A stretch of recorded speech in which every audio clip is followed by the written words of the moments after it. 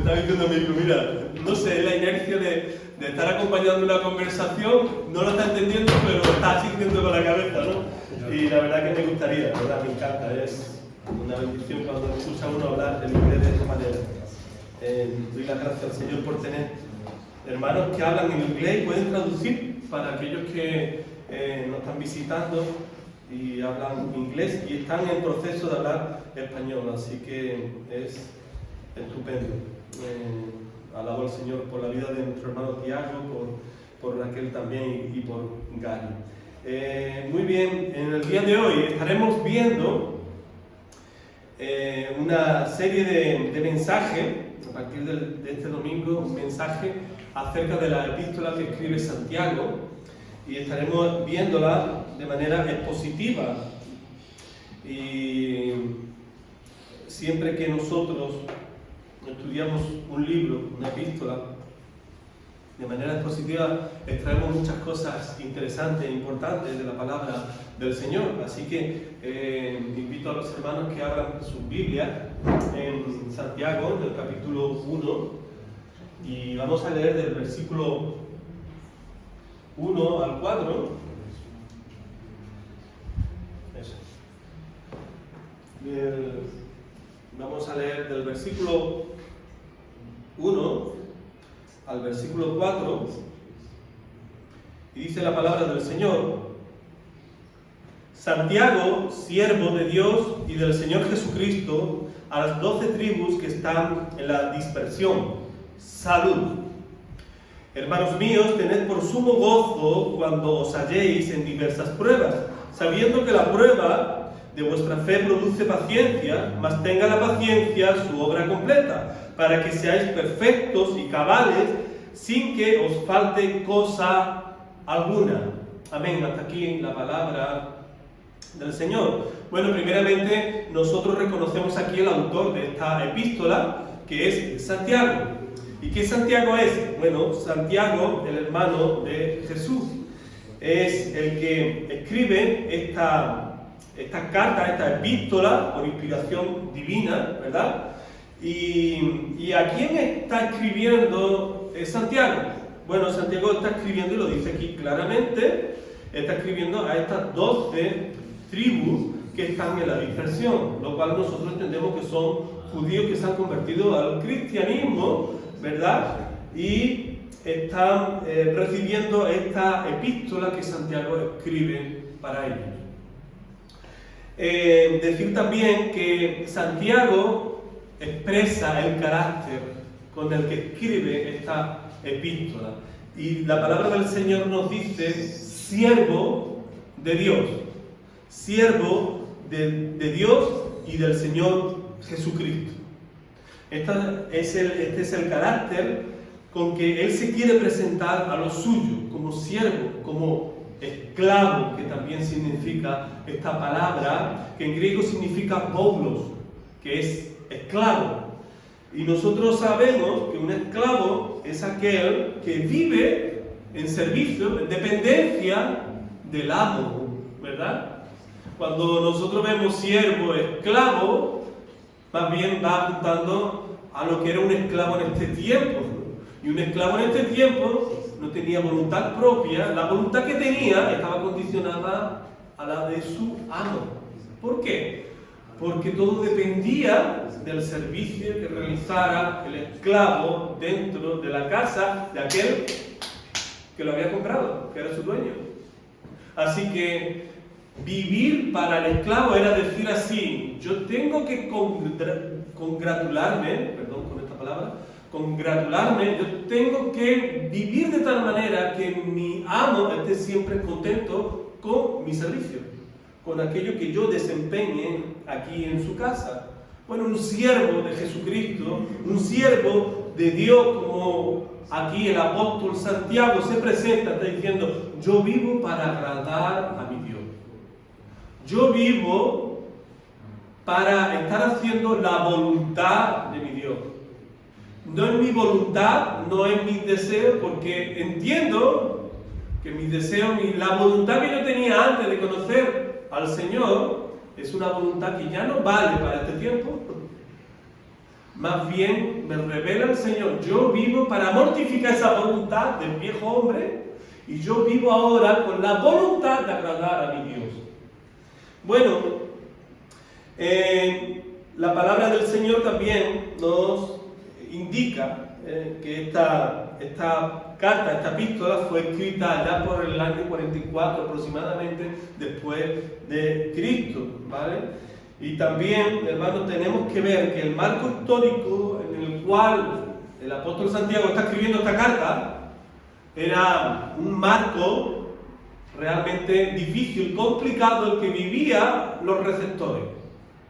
El pueblo judío estaba pasándolo mal en este tiempo, por persecuciones, por angustia, por momentos sufrientes que la iglesia estaba viviendo. No solamente en este tiempo, porque nosotros sabemos que esto ha sido algo que nos ha acompañado hasta el día de hoy, que la iglesia ha tenido periodos, tiempo muy complicados, de persecuciones, de torsión, de dificultades, en gran manera, en el que la fe de los santos ha sido, ¿verdad?, grandemente probada en medio de estos tiempos. Ahora bien, hermano, una de las cosas importantes que podemos destacar aquí y que surge aquí es que muchas de las veces, bueno, yo he puesto 3 veces que sufre el ser humano, sufre el creyente, depende de 3 aspectos. Una de ellas que nosotros sufrimos es cuando yo estoy atrayendo a mí mismo las consecuencias de mis pecados. El creyente sufre muchas de las veces por causa de su mala gestión, por sus malas decisiones. Y yo quería compartir aquí, primeramente, una de las maneras que el creyente sufre es porque yo quiero controlar todo. ¿Por qué sufre el creyente? Porque todavía no se ha enterado que ya no reina uno, sino que el que reina la vida de uno es Cristo. Y como yo quiero seguir tomando la rienda de mi vida, muchas veces, por no contar con Cristo, yo tomo una mala decisión por la cual yo sufro las consecuencias. ¿Sí? Otra de la manera en la que yo estoy atrayendo las consecuencias por mi carácter pecaminoso y sufro por ello, es que me aferro a lo que no puede ser. A veces el cristiano se aferra a cosas que no solamente la palabra del Señor, que ya esto debería de ser mucho para nosotros tener claro que no debo de transitar ese camino, sino que hay personas que Dios pone en mi camino que me están aconsejando que no haga aquello, y aún así yo me aferro a aquello y yo voy a sufrir las consecuencias. Yo voy a sufrir por causa de ir a contracorriente. No solamente porque el Señor me lo está diciendo, como estaba diciendo, que ya es suficiente, sino que también hay hermanos que Dios pone para que me diga que no, y aún así yo voy para adelante y yo, ¡pum!, doy contra la pared. Las consecuencias, los problemas. También, hermano, otro es deseo que el pasado sea distinto. A veces nosotros también estamos sufriendo porque yo me he aferrado a un pasado, ¿verdad? Y yo quiero traer ese pasado y yo quiero cambiarlo al día de hoy, y no, yo entiendo de que ese pasado no se puede cambiar, pasado es. Lo que sí realmente tú puedes hacer es ponerte al servicio del señorío de Cristo para que realmente las cosas sean diferentes hoy. Si va a ser diferente hoy porque te esfuerzas en ello en el día de hoy, será también mañana diferente. Porque estás comenzando algo nuevo en el día de hoy. ¿Sí? Otro punto. Me adelanto al futuro. ¿Sufro por qué? Sufro porque me estoy preocupando con un futuro incierto. El futuro es incierto porque todavía no lo estoy viviendo. Y a veces nosotros somos de pensar más en el mañana que disfrutar del tiempo presente y de la gracia que el Señor me está dando para vivir este presente y vivir para adorarlo a Él. Me pierdo las bendiciones del día de hoy pensando mañana. Me quedo pensando en mañana, me aferro a un mañana incierto, porque todavía no ha pasado, me preocupo demasiado, y preocuparse demasiado es cuando yo estoy tomando el control de un futuro incierto en mi vida. Sufro las consecuencias por ello. Así que, hermano, no sufra de lo que todavía no ha acontecido. Vive el presente, disfruta el presente, gózate del Señor en el presente. No acepto mis limitaciones. No acepto mis limitaciones. Hermano, sufro porque a veces no sé dónde está mi límite. Y cuando yo no tengo claro mi límite de santidad en el Señor, yo traspaso esos límites y peco deliberadamente contra el Señor.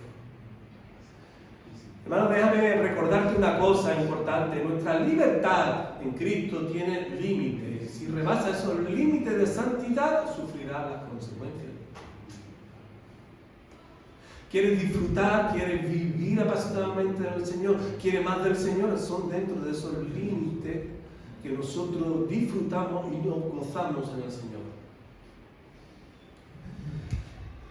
Hermano, otra de las maneras que a veces la iglesia del Señor sufre es porque vivo gobernado por mi mente y me pierdo el presente que Dios desea ser dueño de mi camino. Y el Señor siempre está interviniendo en nuestras vidas para llevarnos a su verdad y decirnos: no eres tú más el rey de tu vida. Ahora soy yo el rey de tu vida.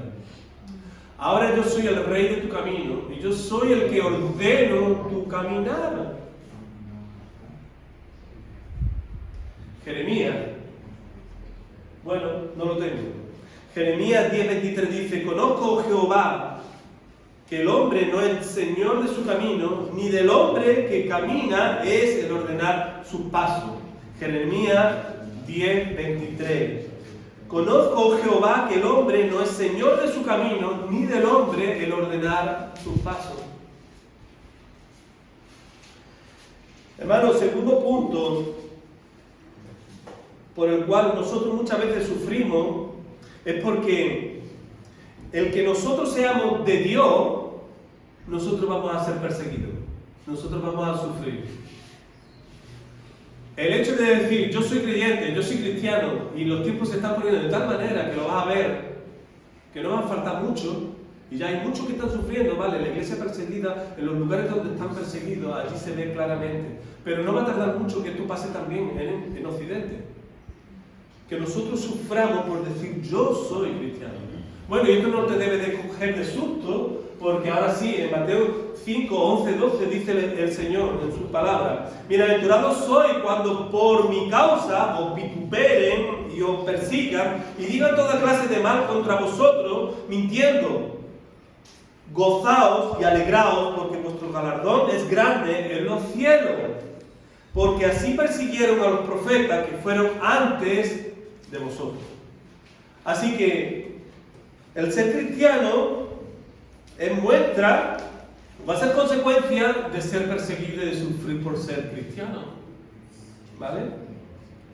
Hermano, otra de las causas que nosotros vamos a sufrir es que Dios desea seguir cambiándote poco a poco, porque su propósito de gloria es que haya más de Él en ti y menos de ti en ti mismo.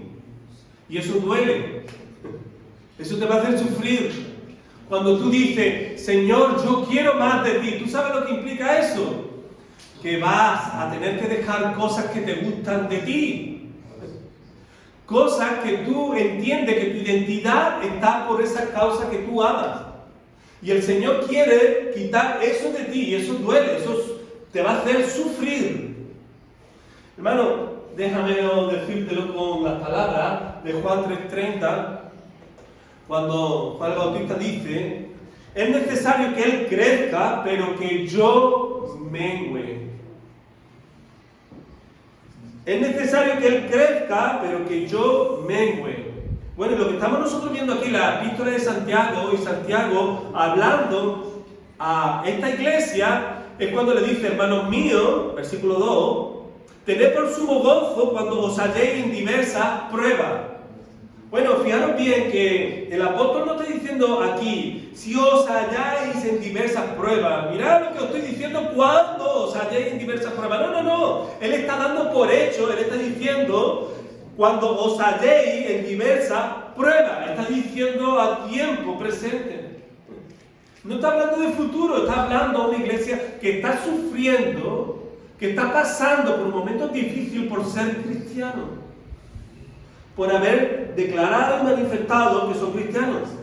Así que, hermanos, esto también nos debe de recordar a nosotros palabras que el Señor habló a sus discípulos antes de su partida. El Señor dejó claro de que el camino del creyente no es un camino de rosa. ¿Escuchaste eso? El camino del creyente no es un camino de rosa. No es lo que nosotros escuchamos hace mucho tiempo. Hemos escuchado por ahí decir, no, vente a la iglesia que allí te va a salir todo bien, ¿no? A lo mejor te va a salir las cosas, o vas a salir las cosas peor por venir a la iglesia. ¿Por qué? Porque eso implica dejar muchas cosas y eso implica sufrir por decir que eres creyente y romper un poco la cosmovisión que tiene mucho en nuestra sociedad. Y más cuando nosotros estamos viendo, en los tiempos que nosotros estamos viviendo, ¿verdad? Y nosotros decimos que somos creyentes, eso implica estar en desacuerdo con muchas cosas que la gente ve normal en nuestra sociedad hoy día. El Señor dijo en su palabra, y esto es de aliento para nosotros el día de hoy, estas cosas os he hablado para que en mí tengáis paz. Y ahora viene lo mejor, en el mundo tendréis aflicción, pero confiad, yo he vencido el mundo. Y no solo esto, que padezcamos, sino que llegamos a entrar, ¿verdad?, en el reino porque hayamos pasado tribulaciones. El creyente va a llegar a experimentar la vida eterna, a estar en la presencia de Dios un día, porque nosotros hayamos pasado por tribulaciones. Bueno, ¿y eso de dónde lo saca? Bueno, te voy a dar un versículo, hay muchos, pero te voy a dar este. Confirmando los ánimos de los discípulos, exhortándoles a que permaneciesen en la fe y diciéndoles, es necesario que a través de muchas tribulaciones entremos en el reino de Dios. Para entrar en el reino de Dios vas a pasar por tribulaciones.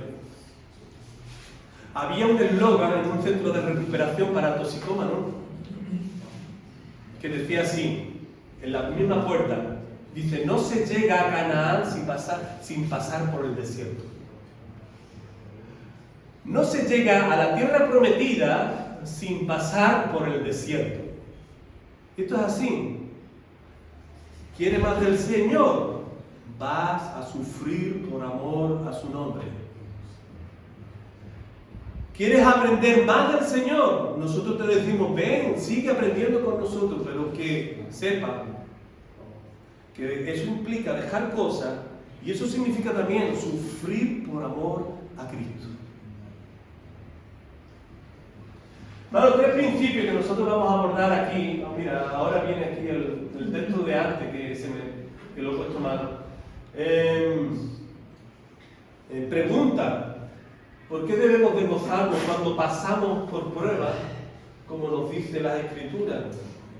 Bueno, esto es lo que nosotros vamos a desarrollar en este tiempo, porque así el apóstol Santiago está transmitiendo que se gocen cuando se hallen en diversas pruebas. Vale.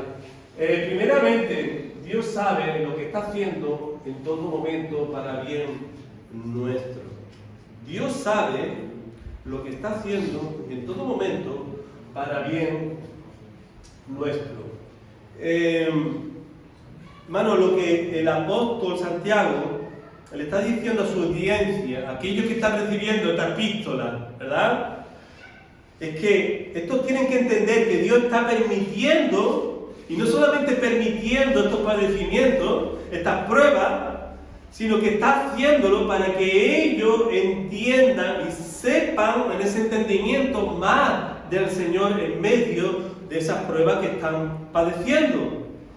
Hermano, muchas de las veces nosotros somos de malinterpretar nuestro padecimiento y sufrimiento. Lo repito, porque esto es también importante. Muchas veces nosotros malinterpretamos lo que estamos sufriendo y lo que estamos padeciendo y no lo llevamos a hacer algo que Dios está permitiendo, que Dios está presente en medio de mis padecimientos, de mis sufrimientos. Dios sigue siendo Dios en medio de esa situación. Hay una historia que cuenta Paul Tripp, y él dice así en esa historia, que había una mujer que fue invitada por su vecina Elena, vamos a llamarle Elena. Su vecina Elena no era creyente, ella sí, ¿verdad? Vamos a ponerle Paqui, ¿vale? Paqui es creyente, Elena no lo es. Elena invita a Paqui, Paqui va a la casa de Elena, que no es creyente. Y para su sorpresa, Paqui se queda, por una parte, pero que muy impactada de ver que tiene un marido que, a pesar de no ser creyente, la trata con mucho amor, con mucho cuidado. Y no solamente eso, sino que también Paqui está observando de su vecina que sus hijos son comportados respetuosos. Y Paqui se queda diciendo, mira, esta mujer no es creyente. Su amor por su marido es increíble y el amor de su marido por ella está bien. La pone en un pedestal a esta mujer que no es creyente. Y yo que yo soy creyente, dice Elena, yo no tengo un marido así. No tengo un marido que me ama tanto.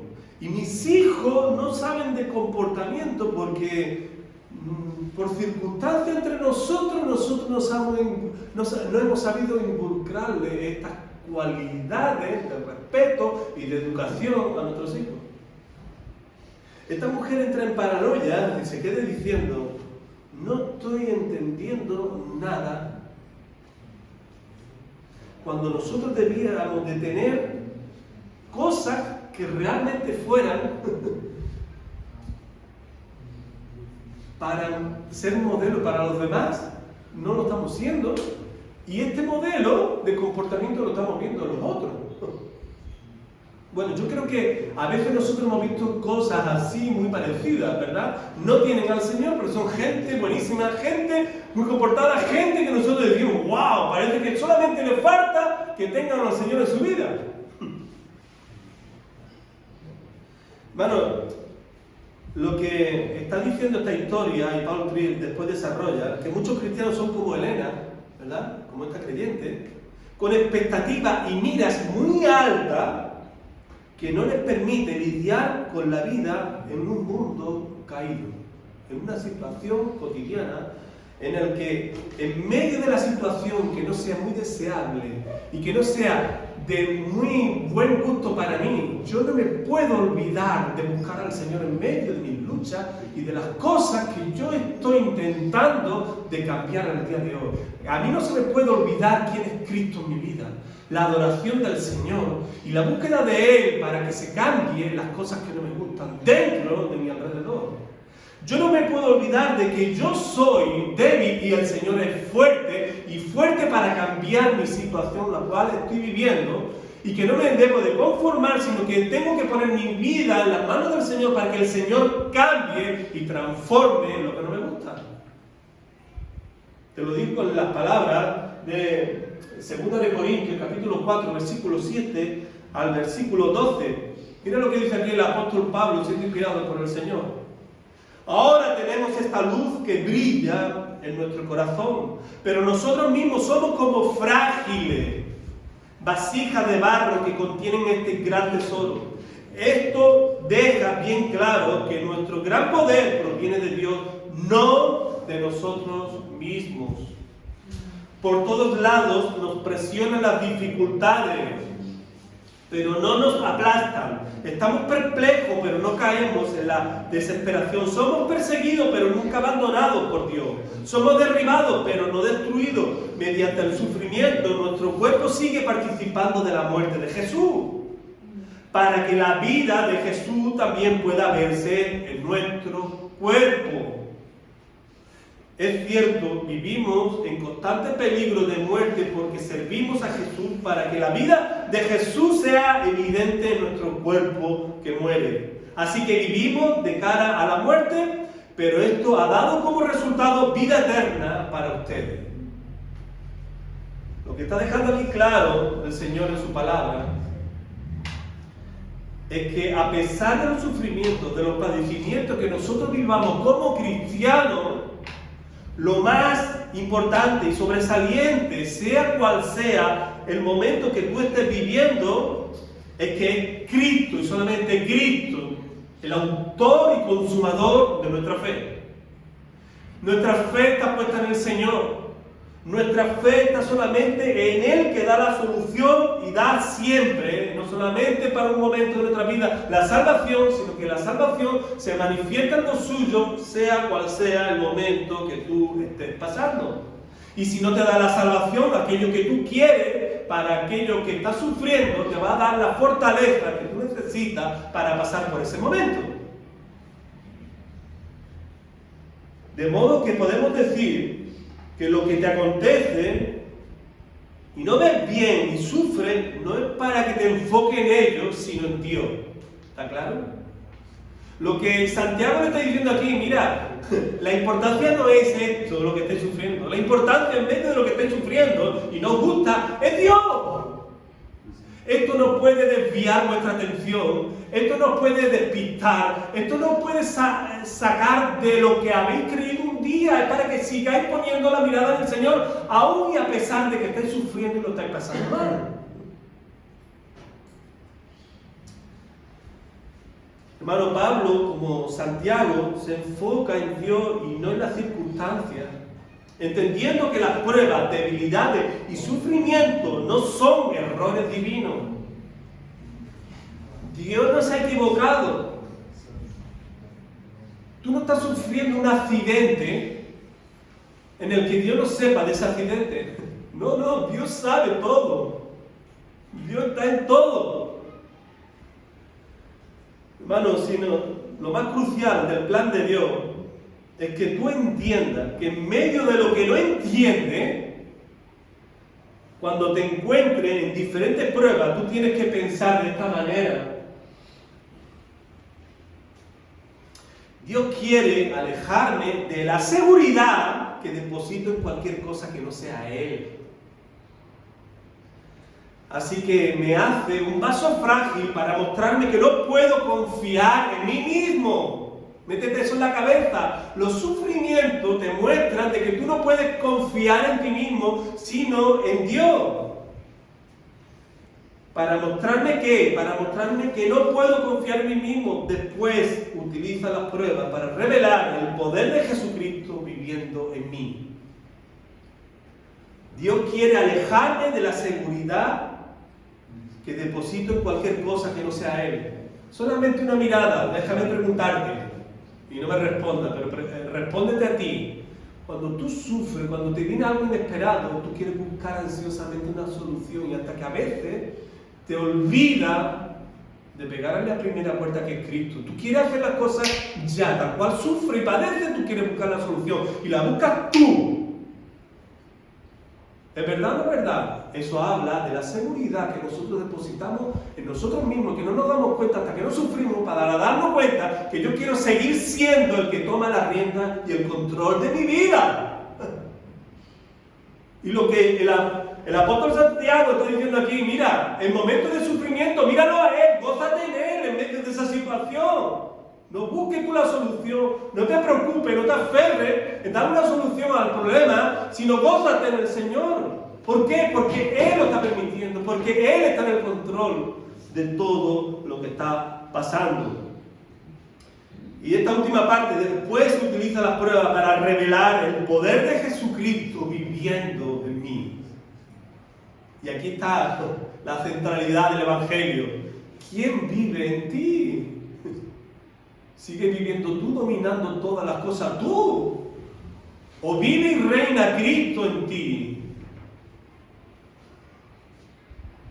Hermano, cuando entiendas esto, podrás experimentar el gozo del Señor. Y experimentar el gozo del Señor en medio de aquello que sufre y padece por amor a Él. Así que, hermano, esta palabra es para que entendamos el resultado de lo que Dios está haciendo en nosotros. Y no es cuestión de decir así, no, es que mi dolor pesa más que el tuyo. Es que tú no estás pasando lo que tú estás pasando. No, aquí no se trata de decir qué pesa más, lo que tú sufres o lo que yo peso, o lo que yo sufro. No, a fin de cuentas es sufrimiento. Lo que se trata aquí es decir, ¿dónde tú te estás apoyando en medio de lo que estás sufriendo? ¿A quién tú llevas lo que tú estás sufriendo? ¿Es a Cristo o sigue queriendo tú tomar el control y la iniciativa de tus problemas? Dice R.C. Sproul, tener por sumo gozo, ¿verdad?, en medio de las pruebas y demás, es un llamado a entender el sufrimiento desde el punto de vista de la confianza en la soberanía de Dios. El sumo gozo que está aquí hablando, que nosotros tenemos que tener en medio de la aflicción y del dolor y de la incomprensión que nosotros sentimos en ese momento, está apoyado y significa algo ese gozo en el momento de que tú tienes la confianza puesta en la soberanía de Dios.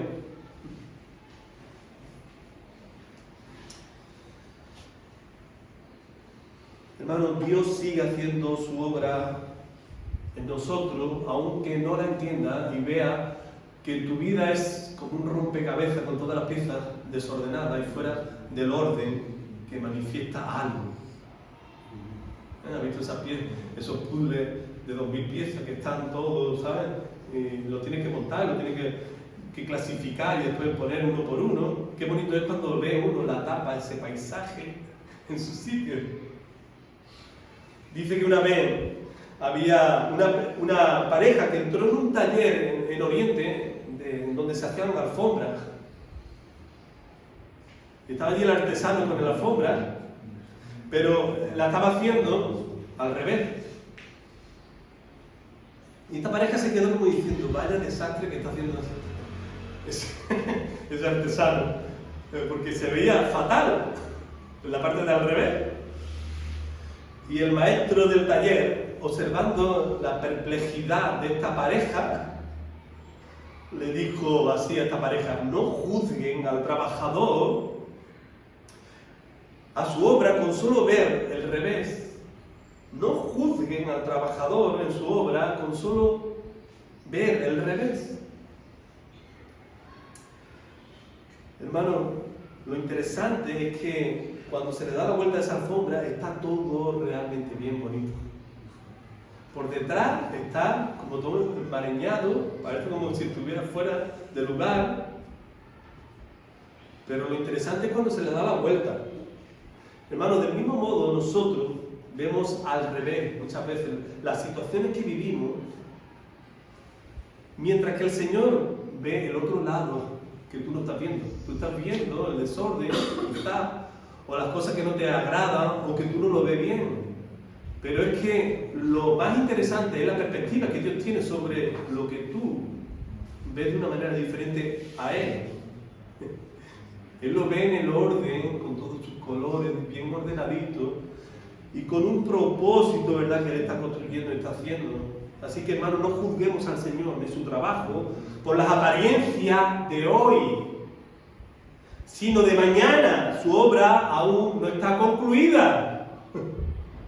Todavía no ha terminado el Señor contigo, el Señor sigue trabajando. Y el Señor trabaja muchas veces sobre lo que tú no comprendes, tú no entiendes ahora, pero lo entenderás mañana. Lo entenderás mañana. Hermano, siguiente. Bueno, este otro texto, Hechos 5:41, y ellos salieron de la presencia del concilio gozoso de haber sido tenidos por dignos de padecer afrenta por causa del nombre.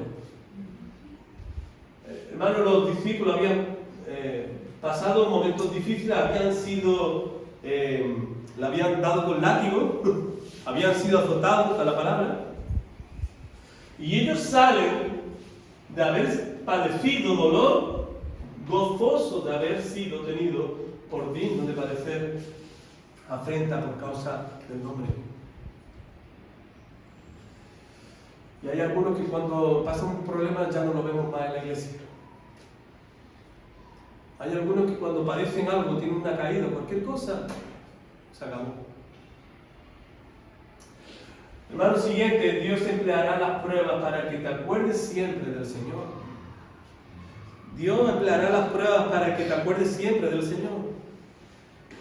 Hermano, porque ustedes saben que siempre que se pone la prueba, a prueba la fe, la constancia tiene una oportunidad para desarrollarse. Cada vez que nosotros, ¿verdad?, pasamos por una prueba, por una dificultad en la que se prueba nuestra fe, en ese mismo instante, en ese mismo momento en el que tú vives, es una oportunidad para nosotros ver si vamos a ser constantes, perseverantes en medio de esa prueba o no. O nosotros somos de los que desistimos, de los que volvemos atrás cuando tenemos alguna dificultad. Nosotros somos de los que realmente debemos de estar interesados en luchar y seguir hacia adelante. ¿Por qué? Bueno, en el versículo 3 nos lo dice, sabiendo que la prueba de vuestra fe produce paciencia. Hermano, y para tener paciencia necesitas constancia. Para que tu fe sea probada realmente, si una buena fe se prueba por medio de los padecimientos, porque en los padecimientos se muestra si tú vas a ser constante, perseverante o no. Así que siempre el cristiano va a padecer situaciones que no le gustan para que nuestra fe crezca en medio de esos momentos difíciles. Hermano, las pruebas, yo pongo aquí, no significa una aceptación pasiva de las circunstancias. Es una perseverancia en el valor de mantener la decisión aún en medio del sufrimiento y dificultad. Me encanta esta definición que describe muy bien lo que es la prueba, y la prueba vista desde este aspecto de la paciencia. No significa una aceptación pasiva de las circunstancias, o sea, no quiere decir, tengo que sufrir, bueno, pues sufro y no hago nada. Sufro de una manera pasiva y me quedo relajado encima del sofá a ver si cambia esta situación como cambia el temporal de lluvia cuando llueve.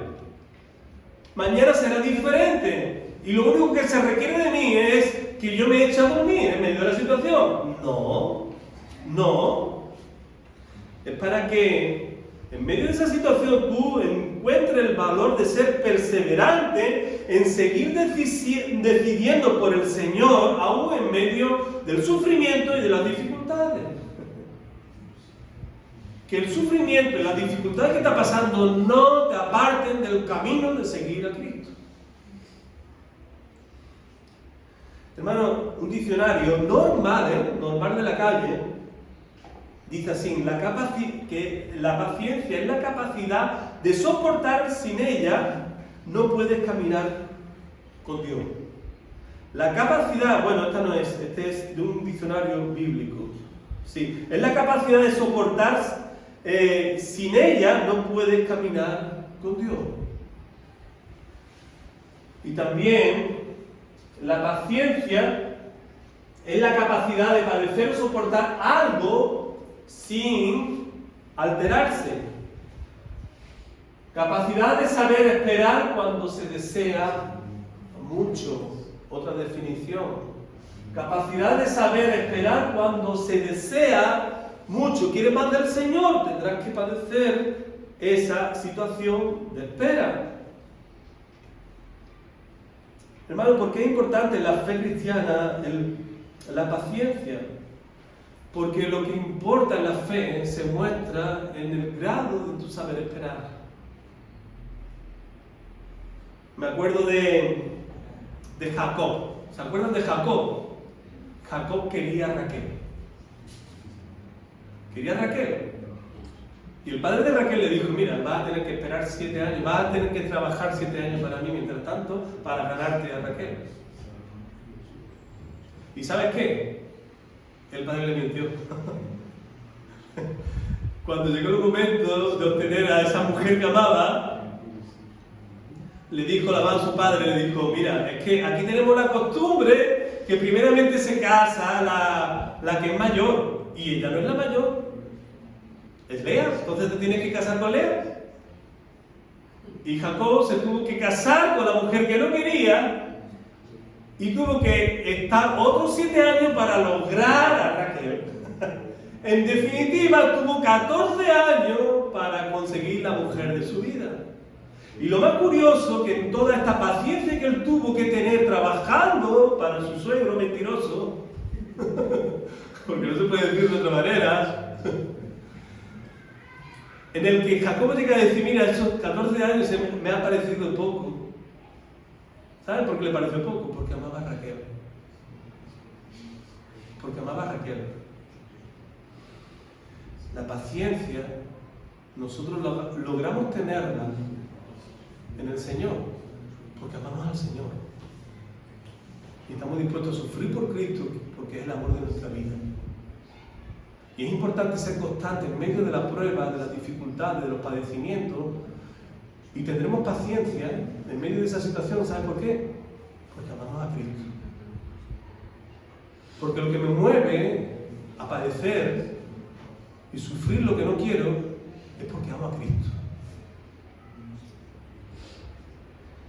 Así que, si nosotros queremos más del Señor, yo creo que sí, tenemos que enamorarnos más del Señor, tenemos que exponernos más a la presencia de su palabra para que tengamos ese soporte de Él en medio de las dificultades, que muchas veces nos vemos tan débiles y tan frágiles que pensamos que no vamos a poder. Y sí vamos a poder si nosotros nos alimentamos del Señor, para que haya más amor de Él, para vivir movido por su presencia. Hermano, en 1 Corintios 13 nos dice también que el amor es paciente. Así que voy a dejar 2 citas y ya termino aquí. La gente que no madura es porque es impaciente. Las personas que han madurado son pacientes y tenaces. Por lo general, a mí me gusta aquí, la impaciencia y la incredulidad van juntas. Así como la fe y la paciencia en aquel que es paciente. Fijaros bien, la impaciencia y la incredulidad van juntas. Pero, y la fe y la paciencia en el creyente, debería ser el creyente, es aquel que es paciente. Lógico, si tienes fe, tendrás paciencia. No tienes fe, no tendrás paciencia. En medio de la prueba, en medio de las situaciones difíciles, no tendrás paciencia. Así que, hermanos, y aquí sí, ya termino con este versículo, Hebreos 6:12.